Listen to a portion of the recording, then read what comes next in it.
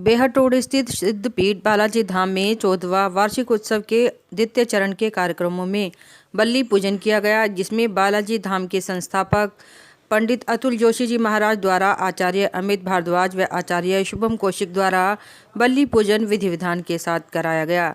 इस अवसर पर अतुल जोशी जी महाराज ने बताया कि धाम के 14वें वार्षिक उत्सव के कार्यक्रमों में 15 फरवरी से 20 फरवरी तक प्रतिदिन प्रातः देव पूजन कार्यक्रम होगा।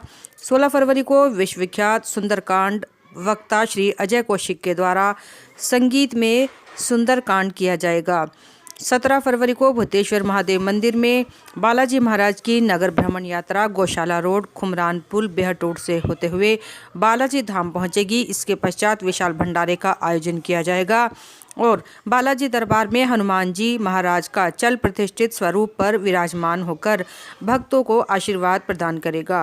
18-19 फरवरी को गीता मनीषी स्वामी श्री ज्ञानानंद महाराज व अनेक राष्ट्रीय संतों द्वारा गीता ज्ञान की अमृत वर्षा होगी। 20 फरवरी को हनुमान महायज्ञ के साथ कार्यक्रम का विश्राम होगा। सर्व ब्राह्मण महासभा द्वारा आज जनता रोड स्थित मुख्य कार्यालय अनादित्य विहार में एक बैठक का आयोजन किया गया, जिसमें आने वाले समय में भगवान परशुराम जी की जन्मोत्सव बड़ी धूमधाम से मनाए जाने को लेकर विचार विमर्श किया गया और सभी ब्राह्मण समाज से जुड़ी संस्थाओं को एकत्र कर मनाने श्री परशुराम जन्मोत्सव मनाने की बात कही। इस अवसर पर राष्ट्रीय अध्यक्ष डॉक्टर सुनील शांडिल्य ने केंद्र व प्रदेश सरकार से ब्राह्मणों के लिए स्वर्ण आयोग गठन की मांग की, मंदिर पुजारियों को मस्जिद के मौलवियों की भांति वेतन भत्ता देने की मांग की और राजस्थान की भांति स्वर्ण आयोग का गठन करने की मांग की और स्वर्ण आयोग के लिए उन्होंने ज्ञापन दिए और हक की लड़ाई लड़ने की बात कही।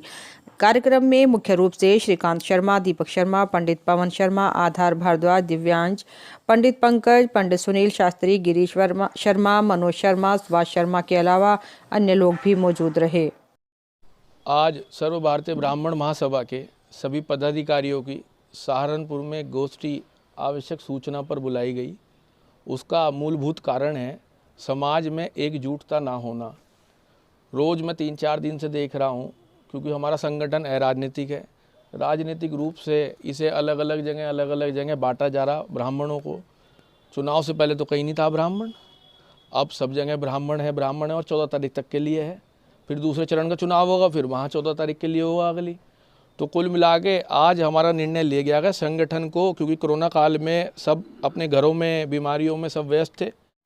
जागरूक सहायता संस्था रजिस्ट्रेशन द्वारा आज हकीकत नगर क्षेत्र में मतदाता जागरूकता अभियान के तहत लगातार तीसरे दिन भी सहारनपुर के लोगों को मतदान करने के लिए जागरूक किया, जिससे सहारनपुर का मत प्रतिशत सबसे अधिक रहे। संस्था के लोगों ने नारों से सहारनपुर वासियों को मतदान के प्रति जागरूक किया। एक वोट से होती है जीत हार, वोट न हो कोई बेकार। अब की बार 100% मतदान वोट डालने जाना है, अपना फर्ज निभाना है।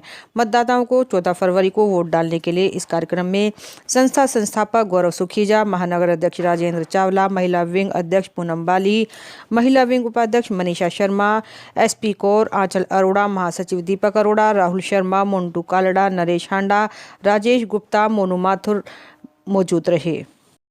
मैं गौरव सुखीजा, जागरूक सहायता संस्था का आप सभी सहारनपुर वासियों से ये अपील करेंगे कि आप आने वाली 14 फरवरी को अपना मतदान अवश्य करें।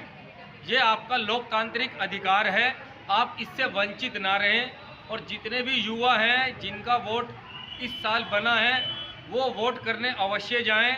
आप अपने परिचितों को, अड़ोसियों पड़ोसियों को, सबको जागरूक करें कि सभी अपना वोट अवश्य करें। ये आपका लोकतांत्रिक अधिकार है, आप इस लोकतंत्र के पर्व में हिस्सा लें। धन्यवाद। केंद्रीय मंत्री पीयूष गोयल आज सहारनपुर चुनाव प्रचार के उपलक्ष्य में पहुंचे और उन्होंने भगत सिंह चौक से घंटाघर तक रोड शो में हिस्सा लिया और भाजपा को जिताने के लिए व्यापारियों से वोट की अपील की। उनका कहना था कि जिस प्रकार प्रदेश में लॉ एंड ऑर्डर मेंटेन हुआ, बहन बेटियां सुरक्षित रही, व्यापारी सुरक्षित रहे और निर्भीक तरीके से लोग प्रदेश में रहे, इसलिए सभी व्यापारियों से उन्होंने अपील की कि वे योगी मोदी के नाम पर वोट करें, जिससे कि 2022 में मजबूत सरकार बन सके और गुंडा राज जो पिछली सरकारों में हुआ उसका जड़ से खात्मा कर सकें। रोड शो में उनके साथ प्रत्याशी राजीव गुंबर, पूर्व सांसद राघव लखनपाल शर्मा, नगर अध्यक्ष राकेश जैन, केएल अरोड़ा के अलावा अन्य लोग भी मौजूद रहे। चौधरी अजीत सिंह की 83वें जन्मदिन पर मनोज चौधरी पूर्व विधायक के निवास पर एक कार्यक्रम आयोजित किया गया। कार्यक्रम को संबोधित करते हुए राष्ट्रीय लोकदल के जिला अध्यक्ष राव केसर सलीम ने कहा कि चौधरी अजीत सिंह एक साफ सुथरी छवि के नेता थे, जो किसानों के वास्तव में सच्चे नेता थे, जिन्होंने किसानों के हित में अनेकों कार्य किए। उन्होंने ही मिलों की बीच की दूरी 25 किलोमीटर से 15 किलोमीटर तक करने का काम किया है। अजीत सिंह ने जो कार्य किसानों के हित में किए और जो सुझाव किसानों के हित में रहे, उन पर कई पुस्तकें लिखी हैं जो आज भी विदेशी यूनिवर्सिटी में पढ़ाई जाती हैं। इस अवसर पर कार्यक्रम में आयोजक मनोज चौधरी, धीर सिंह, रामपुर प्रत्याशी विवेकांत, देहात प्रत्याशी आशु मलिक, शौकीन राणा, गजेंद्र सिंह आदि उपस्थित रहे। जवाहर पार्क में आयोजित प्रबुद्ध नागरिक सम्मेलन में समाजवादी पार्टी को निशाने पर लिया।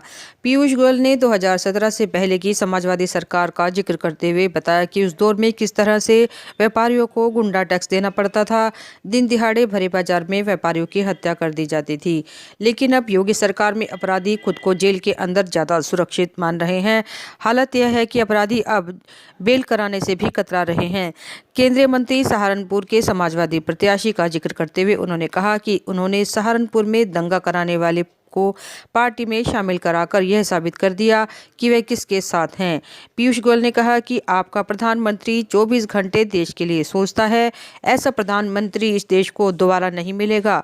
पीयूष गोयल प्रबुद्ध लोगों से निवेदन किया कि 14 तारीख को मतदान के दिन राष्ट्र हित में मतदान कर अपने प्रत्याशी को मजबूत करें और एक बार फिर प्रदेश में भाजपा की सरकार बनाने में सहयोग दें।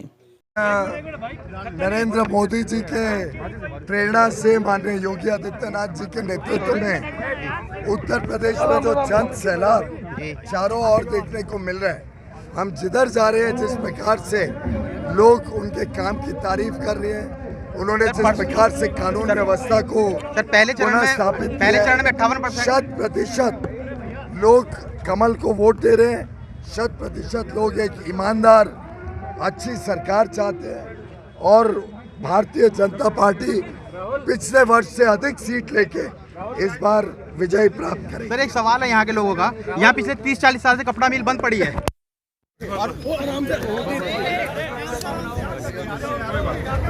62 फुटा रोड स्थित उमंग सामाजिक संस्था द्वारा आसमा के नेतृत्व में एक कार्यक्रम का आयोजन किया गया, जिसमें पहुंचे मुख्य अतिथि मयंक अरोड़ा का सभी लोगों ने पुष्प भेंट कर स्वागत सम्मान किया और उन्होंने बीएसपी प्रत्याशी मनीष अरोड़ा को समर्थन देते हुए जितवाकर 2022 में बहन जी की सरकार बनाने की बात कही।